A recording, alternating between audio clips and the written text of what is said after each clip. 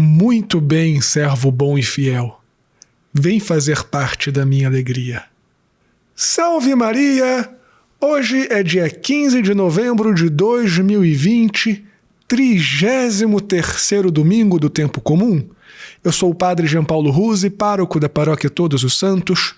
Sejam mais uma vez muito bem-vindos às minhas redes sociais.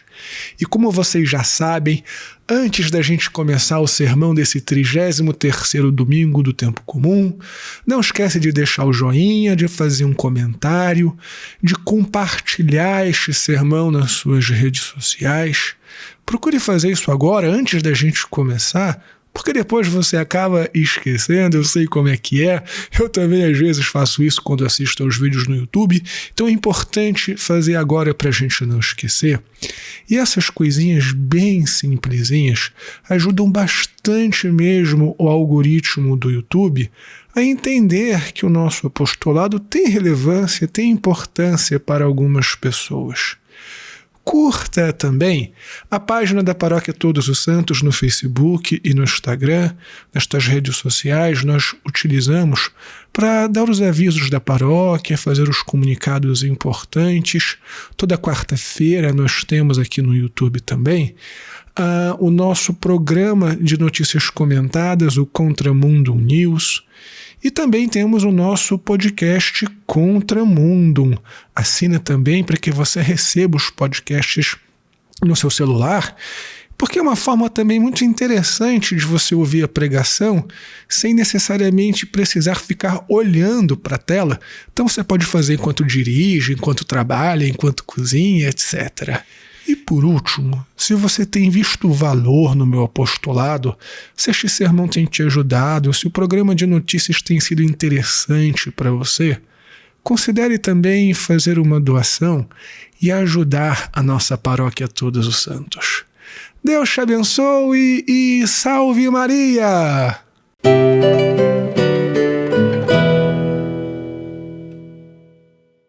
Muito bem, filhinhos. A igreja continua nos conduzindo nesse penúltimo domingo do ano litúrgico a meditarmos sobre as últimas realidades, o juízo universal, o céu e o inferno, que na teologia nós chamamos de novíssimos. Porém, como nós dissemos na semana passada, e São Paulo agora diz com muita clareza, não há muito o que dizer sobre quando será o fim dos tempos, porque nós simplesmente não temos a menor ideia de quando acontecerá. Jesus diz que quando ele estava aqui entre nós, nem ele sabia exatamente quando seria. Entretanto, São Paulo diz uma coisa muito interessante sobre quando será o fim. Quando as pessoas disserem paz e segurança. Mas repare, São Paulo não disse que será quando houver paz e segurança, porque acredito que nunca houve uma época no mundo realmente de paz e segurança, e pelo que nos descrevem as Sagradas Escrituras, o fim dos tempos terá tudo menos paz e segurança. Mas sim quando as pessoas disserem paz e segurança.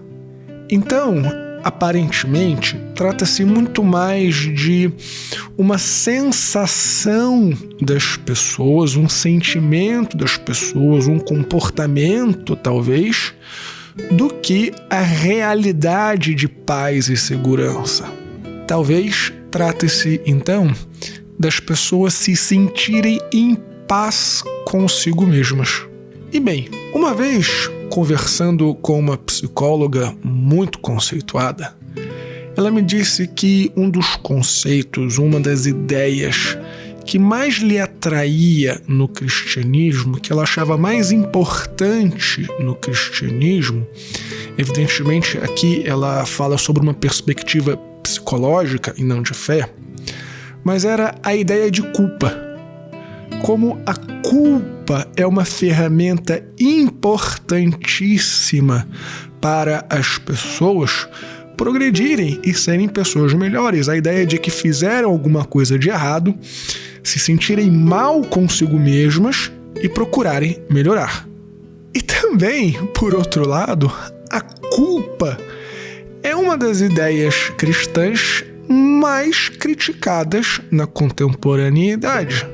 Esta ideia de que está tudo bem, se te faz feliz não tem problema, o que é errado para você talvez não seja errado para mim, você pode fazer o que você quiser. A propósito, essa ideia de que se te faz feliz você pode fazer o que você quiser é um dos pressupostos fundamentais do satanismo contemporâneo. Aquela lei da teleuma, faz o que quiseres, pois há de ser tudo da lei. Apenas como um comentário adjacente. De modo que a crítica, a culpa, é uma das mais fortes que se faz hoje ao cristianismo. De tal modo que nós podemos afirmar, então, que uma boa parte das pessoas de hoje tem abandonado o sentimento de culpas, querem se sentir bem consigo mesmas, ou seja, querem se sentir em paz e em segurança, pelo menos consigo mesmas. E veja só, eu não estou dizendo que as pessoas são necessariamente más. Bom, ainda que nós sejamos maus por causa da inclinação do pecado, mas não estou dizendo que todo mundo é um monstro terrível que faz coisas horrorosas. Assim que as pessoas não querem admitir que fazem coisas más, querem estar sempre bem consigo mesmas, querem estar sempre certas e que fazem muito pouco esforço para mudarem, para se converterem, para usarmos aqui um termo que nos interessa.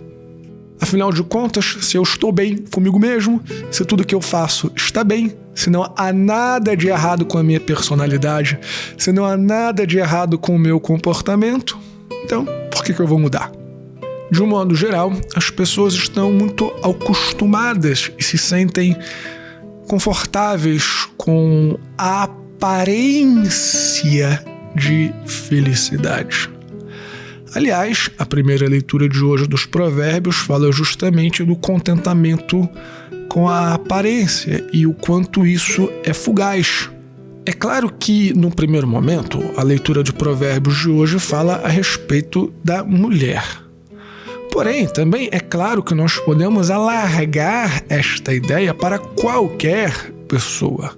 Quem deposita a sua realização, quem deposita a sua expectativa de realização na fugacidade da beleza, das coisas que vão passar, como, por exemplo, a alegria de uma festa, a alegria de um namorico, por exemplo, fatalmente será sempre uma pessoa frustrada.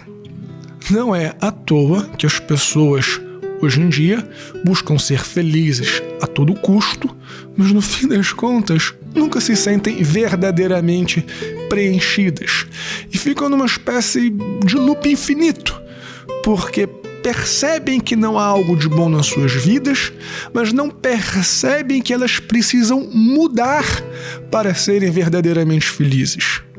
E a parábola dos bens fala justamente deste tipo de pessoas, que não são necessariamente más, mas que não fizeram nada com as suas vidas. Entregaram a Deus exatamente aquilo que receberam. E não ser mal, ou seja, não ser um estuprador, não ser um ladrão, não ser um assassino, não ser um monstro, não é suficiente para ser salvo. Nós precisamos ser bons. A nossa vida tem que render frutos de bondade, frutos de santidade. Entra no céu, ou seja, participa da alegria de Deus, apenas aqueles que devolvem para Deus não apenas a vida que receberam, mas os frutos de santidade da vida. E uma vida que rende frutos somente é possível na medida em que se percebe que não estamos bem, na medida em que percebemos que precisamos melhorar, que precisamos investir aquilo que recebemos. Então, filhinhos, que Deus nos ajude a perceber que existem ainda coisas na nossa vida que precisam ser melhoradas, que existem aspectos da nossa personalidade que precisam mudar, que existem comportamentos nossos que precisam mudar, porque nós devemos render o 100% de frutos para Deus. Devemos fazer a nossa vida render em santidade. E que um dia Deus também possa dizer para a gente: venha participar da minha alegria.